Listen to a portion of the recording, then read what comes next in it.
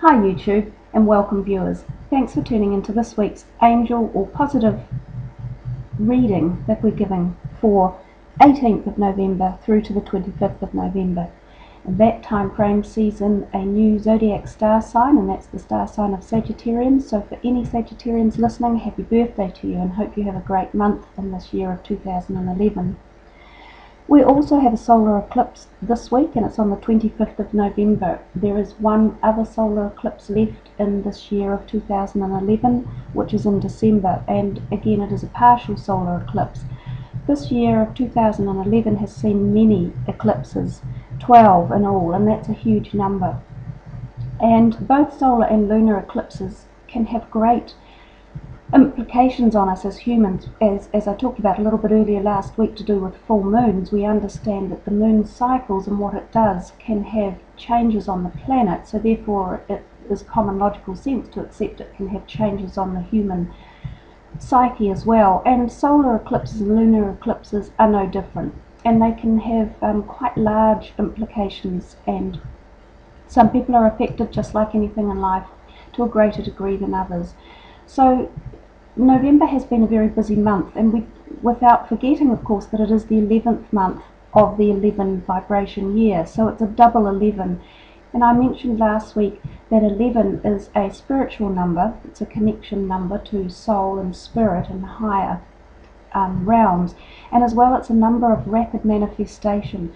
So for a lot of you in the month of November, you will have felt many things happen really quickly and suddenly and out of the blue, and not necessarily good things either. There's been a lot of turmoil and movement, and now we have a partial solar eclipse to throw into the kettle of everything that's going on in November. Hold tight everyone, I think we do move through and out of it. Just remember to think positively and get yourself into that light and love aspect, and if things do come up on you that are throwing you out of your comfort zone or literally out of your life, just have some faith and think in the direction of this will pass, because inevitably anything that's coming to you that's of not particularly pleasant origins or is hurting and causing pain, it does pass, and we just have to get through that. I know personally for some people that I've come across lately that they have had a pretty rough November. So anyhow, looking at this week's cards, we start off with Time to Go. And it's a pretty sort of looking card, and you can see the angel is actually in great movement. It is moving across the card, and it's heading towards the sun in the distance. It may have almost been saying there's a little bit of darkness perhaps around what it's leaving, and it feels it's just ready to move out and into the light and into a new project. And for some of you out there, look, it could be work related, it could be project, it could be a house even, it can be relationships obviously. There are many different things, but it's a cycle in your life that is about to come to an end. And that's actually good news in many ways, because when things end, it means it opens another door and there's a new beginning coming. And new beginnings are a wonderful start of increased learning and capacity, changing direction, allowing tolerance for new things that come into your life. So I always look at new steps as being a very favourable time. And there is a little bit of a message there that some of you are moving into something new. Take with you the positives from anything that you're leaving. Think back with love and light and enjoyment and happiness on any project or person that's been in your life, and give them love. And that is the next card, interestingly enough. It's a beautiful, soft and gentle card if you look at it, with the angel just holding the heart.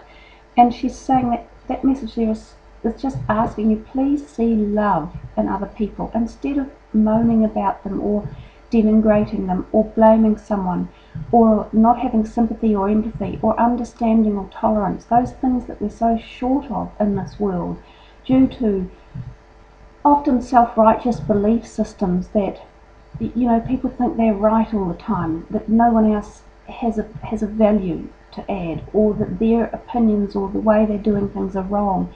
But if you could see it all from the perspective of love, you lose that desire to judgment, you lose that desire to lay blame.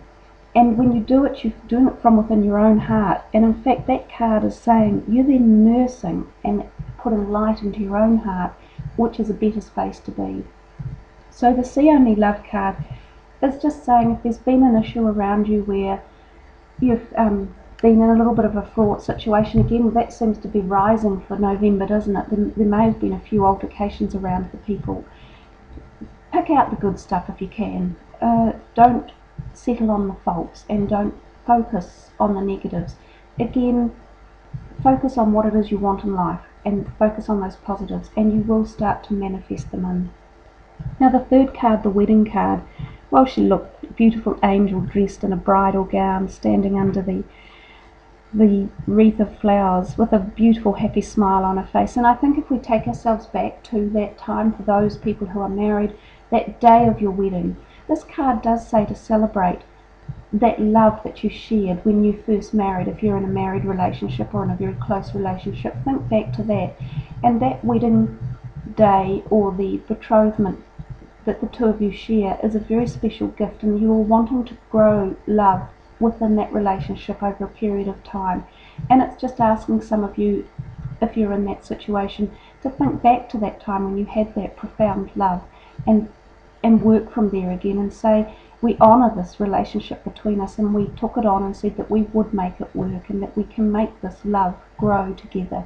So there's a wee bit of a message there for committed partnerships to perhaps try and retain that and work a little bit harder at it. And again, this whole message to me, I feel, is very much about forgiving and seeing love as opposed to any other negative aspects of relationships that might be around. I also drew a card from another deck. This is a more powerful deck perhaps than the daily angel cards. This is called The Angels, Gods and Goddesses by Toni Salerino. And the card that came out for today was this one, the Angel of Soul Love. And you can see by the pictures there, they're quite intense cards and they hold fairly powerful emotions. This angel says it's time to look at how you value yourself and your issues of self-love. There's perhaps a few of you that are feeling a little bit down or negated by other people at the moment. I can read this from the book because they're quite powerful words, even the words that the person who has made these cards has presented. This card says there is a person or a group of people in your life at present who keeps putting you down and undervaluing what you say or do. The Angel of Soul Love realizes that this is a painful and hurtful situation for you and has shown up in your reading today to help you work through and heal the issue. And just remember that from a higher perspective, all that happens is as an act of love. The people in your life at present are simply here to help you face your own feelings of inadequacy and self-worth. And that's not to say that you should pat them on the back for making you feel small or sad, but it's the opposite.